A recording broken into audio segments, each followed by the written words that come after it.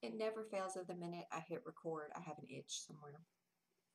Hey guys, it's Sarah Lena, and here in the South, we have officially started school. We're actually in our second week of school right now, and the first 2 weeks of school are always an adventure. Aside from the adventure of actually starting school, there's the adventure of getting back into routine of school. Now, I love routine. I am a textbook Virgo. I love lists. I love routine.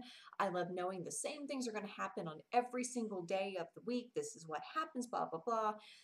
My kids don't necessarily function like that, but I function like that, and so it makes a happier home when we are in school. However, there is the transition period that is usually the first 2 weeks of school for my household. There's a couple of things that I try and do in order to ease ourselves back into the school routine. And it may not work for everybody, but it works for me because I'm a little OCD. So, one thing that we do is we start a week early. We start our school routines a week early. Now, I'm extremely lucky because I have the ability to flex my schedule at work to pick up the kids after school, but that means that I have to get at work. I have to be at work very, very early. So I don't get to help with the morning routine. Over the summer, that wasn't such a big deal because everybody had summer camp to get to and there wasn't a set time to get there. So they had a little more time and leniency with whatever they needed to do in the morning. And of course, I, the taskmaster, am not there to drive them, so it didn't make a big difference. But now we're in school. We have to get to school on time. There's 2 or 3 different schools to get to, depending on what day of the week it is. And so there's a need for routine and consistency.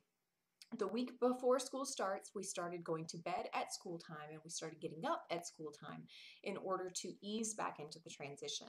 Now, part of that is that's going to directly impact how well your kids function during the day. Surprise!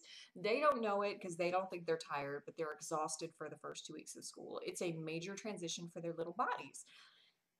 Truth be told, I'm exhausted too. It's just exhausting. It's exhausting for everybody. But you have to convince the kids that no, you really do have to go to bed early. I know you've been going to bed later. I understand that. And I know the sun is still out. I'm